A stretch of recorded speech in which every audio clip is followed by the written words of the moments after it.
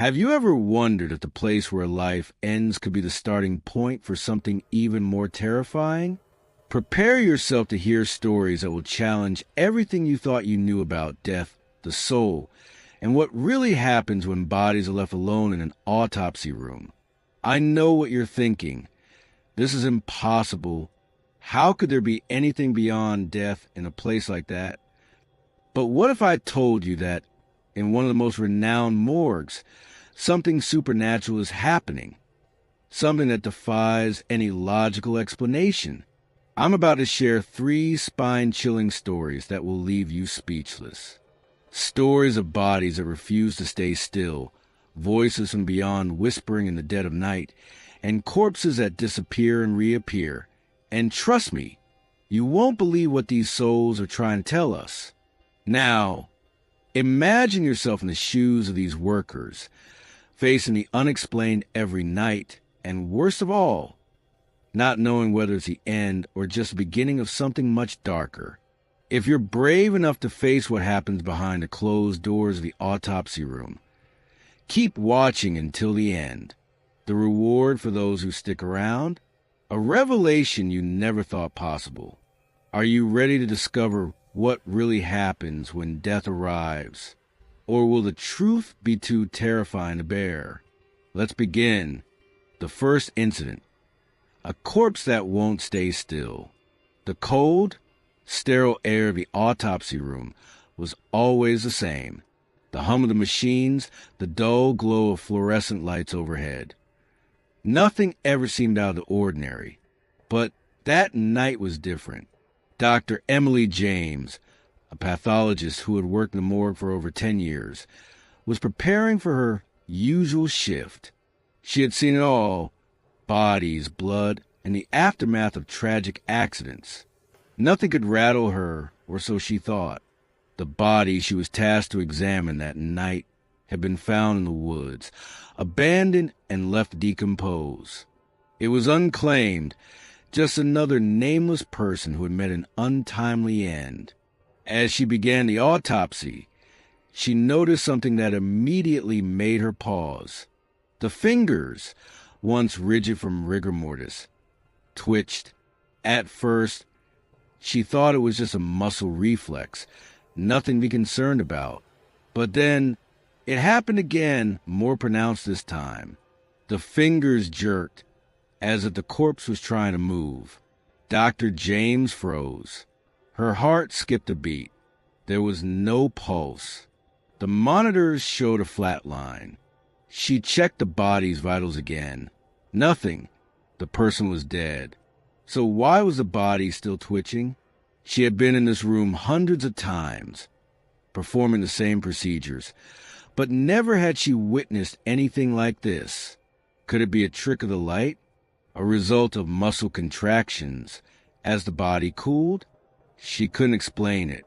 With shaky hands, she made her first incision. As the scalpel pierced the skin, the body jerked violently, causing her to jump back in shock. The body was cold, lifeless, yet somehow it was resisting. Her mind raced. Was this a case of medical error? Was the man still alive? But the monitors told a different story. No heartbeat, no brain activity. What was going on? As she continued the procedure, she couldn't shake the feeling that something wasn't right. The body seemed to have a presence, an energy she couldn't explain. After finishing the autopsy, she closed the body bag with caution. But when she looked down, the hands had shifted. They were now placed perfectly. Fingers interlocked, as if someone had carefully arranged them. She checked the security footage later, but there was nothing. The room was empty. The second incident, the whispering. The next night, Derek, a night shift attendant, was assigned to clean the autopsy room. He'd worked at the morgue for only a few months, but already the silence of the place had started to feel oppressive. The soft hum of the ventilation system was constant, a low background noise that seemed to drown out everything else. It was late, around 2 a.m. The only light in the room was a dull glow from the overhead fluorescents, casting long shadows on the walls. Derek had already finished cleaning the tools and was wiping down the cold metal tables when he heard it, a soft whisper. At first, he thought it was just the wind, perhaps a draft from one of the ventilation ducts, or the faint sound of the building settling. But the whispers grew louder. It was a woman's voice, desperate, pleading for help. His heart skipped a beat. Derek stopped in his tracks, listening intently. He was sure he hadn't heard things. The whispers weren't just whispers anymore. They were words, distinct, urgent, and unmistakable. He turned around, scanning the room. Empty. The table where the last body had been was bare. The air grew thick with unease. For a moment, Derek considered leaving, but something kept him rooted to the spot.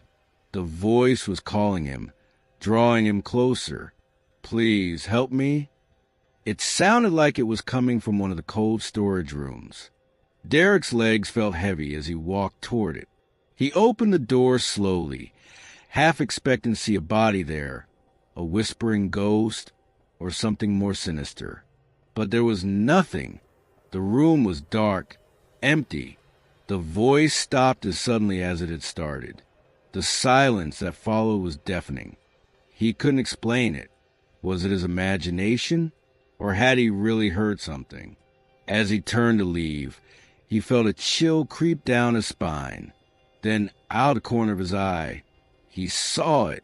A figure, a shadow, standing at the far end of the hallway, just beyond the reach of the dim lights. Derek froze. The figure didn't move. It just stood there, watching him. He took a step toward it, heart racing. But when he blinked, the figure was gone.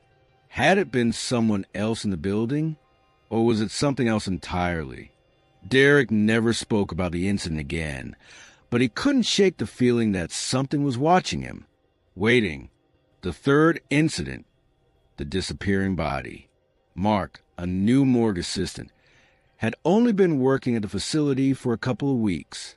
He was still adjusting to the eerie stillness that seemed to hang in the air, but he tried not to let it get to him. He had been assigned to prepare a body for transport. A routine job, something he had done several times before. The body in question was a middle-aged man, found in an alleyway late at night. It wasn't unusual for the morgue to receive such cases, and Mark had become familiar with the paperwork and procedures. He knew the drill, but when he opened the cold storage drawer to retrieve the body, something didn't feel right. The drawer was empty. He double-checked the list of bodies on the board and confirmed that it was the right drawer. There should have been a body in there. Yet, there was nothing. Mark stood there, staring at the empty space, his mind racing. He checked the rest of the storage room. Empty. No one else had been in the room since the last shift had ended. The body wasn't in any of the other drawers. Where could it have gone? He muttered to himself. Panic started to settle in. He hadn't heard anyone else moving around. There was no one else in the building.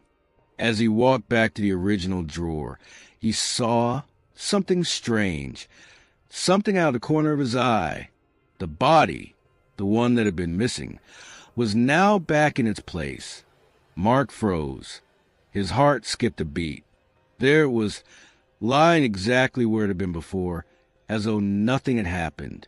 But when he stepped closer, he noticed something that made his blood run cold. The body, once cold and lifeless, was now covered in a thick layer of frost. The morgue was kept at a controlled temperature, and the frost was out of place. The temperature had been normal when he checked the room earlier, and yet there it was, an icy layer of frost that hadn't been there before. The body hadn't been moved, but it felt wrong. Mark quickly left the room, trying to shake the feeling of unease that clung to him. His mind was racing. Was it possible that someone had played a prank on him? Or was it something far darker? something beyond his understanding. He never mentioned the incident to anyone. No one believed him when he tried to bring it up. But from that night on, Mark couldn't walk the morgue without glancing nervously over his shoulder, as if expecting to see something or someone lurking in the shadows. The unanswered questions. As the stories from the autopsy room continued to circulate, the unsettling incidents began to accumulate, each one more strange than the last. But the one thing that remained constant was the unanswered questions. What was happening in that morgue? Was it simply a case of overactive imaginations, a place where the mind played tricks on those who worked there, or was something far darker at play? The body that twitched on the table.